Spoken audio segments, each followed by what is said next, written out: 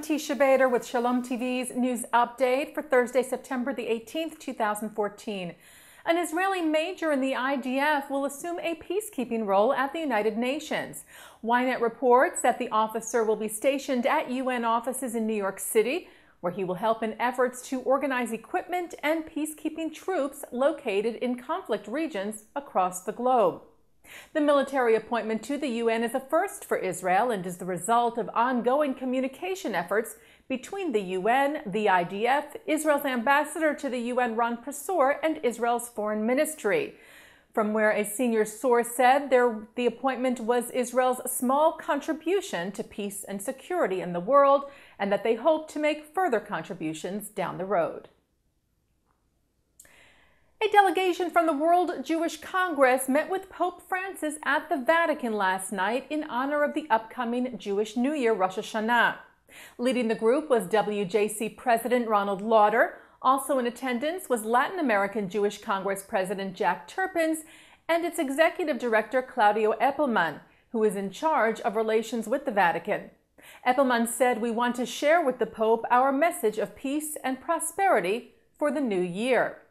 The group addressed several issues of concern with the Pope, including the persecution of Christians in places like Iraq. Lauder said, first, there are the Jews who suffered savage attacks committed against them by the Nazis, and the world remained silent. Today, he said, it is the Christians who are devastated and reactions are few. Why does no one react? The Pope also condemned attacks against Christians in the Middle East, saying the world was engaged in a, quote, third world war because of religious extremism, and urged Jews and Christians to pray together for peace. The Anti-Defamation League expressed concern over flyers distributed in Williamsburg, Brooklyn that had swastikas on them together with the word Uber, which means over in German and is also the name of a car service company. The New York City Police Department was looking into the incident. ADL New York Regional Board Chair Greg Mashberg and its New York Regional Director Evan Bernstein issued a statement yesterday that read, "The posting of flyers with swastikas sends a horrific and troubling message of hate to the entire Williamsburg community and the entire city."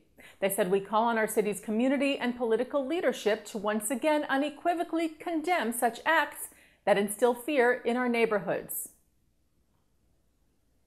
As is customary before the Jewish New Year, notes left inside the crevices and cracks of the Kotel, the Western Wall in Jerusalem, are cleared to make room for next year's prayers. The Western Wall's Chief Rabbi Shmuel Rabinowitz and a team of workers undertook the task yesterday, using wooden sticks to clean the notes so as not to damage the stones of the ancient wall. Rabinowitz said there are notes by millions of people, Jews and non-Jews, who put them in the stones of the Western Wall. In every note, he said, there is a request, a wish, a prayer for God. This place, more than any other place in the world, is suitable for a prayer to God.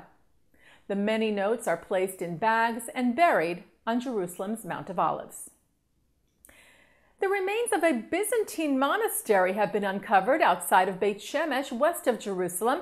The Israel Antiquities Authority announced today that archaeologists found the remnants of ancient walls and cisterns, as well as an oil press, a wine press, and mosaics, while surveying the location during expansion of the neighborhood of Ramat Beit Shemesh. They believe the site was a Byzantine monastery dating back about 1,500 years. The site will now be preserved as a landmark. And the world's oldest known Siddur, or Jewish prayer book, was unveiled today at the Bible Lands Museum in Jerusalem. The 1,200-year-old Siddur, still in its original binding, will be on display to the public in the museum's Book of Books exhibition for the next month.